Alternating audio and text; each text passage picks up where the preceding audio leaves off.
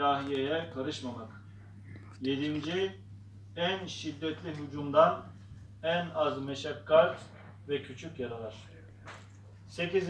Sair musibetzedelere nispeten çok derece hafif. 9. Nur ve iman hizmetinde şiddetli imtihanından çıkan yüksek ilanatın tesiratındaki surur. 9 adet manevi sevinçler öyle teskin edici bir merhem ve tatlı bir ilaçtır ki tarif edilmez. Ağır elemlerimizi teskin ediyor. Said Nursi radıyallahu anh.